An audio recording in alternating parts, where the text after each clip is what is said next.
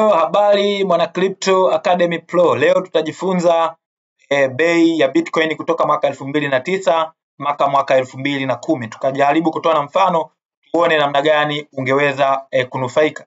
Sasa tuanze na mwaka 2009. Mwaka 2009 Bitcoin alikuwa na bei hii hapa. Mwaka 2009 ilikuwa ni 0.002. Kufika mwaka 2010 Bitcoin alifika $0.05. Dola 0.5. 0.5 kwa mwaka huo ilikuwa ni sawa na shilingi 500. Sasa shilingi 500 nikatolea mfano nikasema ungetenga shilingi 10,000 tu, 10,000 tu ukanunua Bitcoin kipindi hicho cha bei ya shilingi 0.5, maana yake ungeweza kupata Bitcoin zako 20. Ungepata Bitcoin 20 mwaka huo, ungesubiri Bitcoin ipande mpaka mwaka 2025. Mwaka huu ungekuja kuiuzia hapa mwaka 2025 ingekuwa imepanda mpaka $126,000. Sasa $126,000 Bitcoin zako 20, ina maana ungeweza kutengeneza $2,500,000.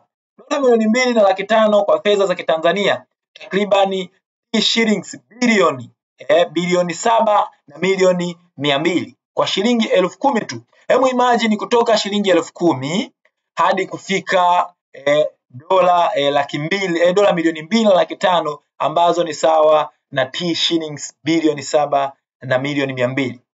Sio jambo jepesi na sio jambo rahisi kuchukua fursa, lakini kwa watu ambao walichukua fursa miaka hiyo, manake leo hii wanaenjoy matunda. Lakini fursa haijaishia hapo tu. Unaweza kufikiri labda Bitcoin kwa sababu ina bei kubwa hakuna fursa zingine kama hizo. Zipo fursa kama Bitcoin, lakini je, utaziona? Una macho ya kuona? Karibu tukufundishe. Sasa ngoja nikuonyeshe kitu kingine. Tunachokifanya ni kwamba sisi kawaida yetu tunanunua kwa bei ya chini, tunasubiri ipande, tunakuja tunauza, tunasubiri tena inashuka, tunanunua kwa bei ya chini, inapanda, tunatengeneza faida, inashuka, tunanunua tena. Tunasubiri inapanda, tunatengeneza faida, inashuka, tunanunua tena hapa. Tunasubiri inapanda, tunatengeneza faida, ikishuka tunanunua tena hapa. Tunasubiri tena ipande, ikipanda tunatengeneza faida, ikishuka tunanunua tena hapa. Mfano kama hapa ndio sehemu naenda kununua. Sasa nini tunanunua chini ili tuuze juu? Kwa sababu kawaida sarafu za kimtandao zina kawaida ya kupanda zaidi, sio kushuka.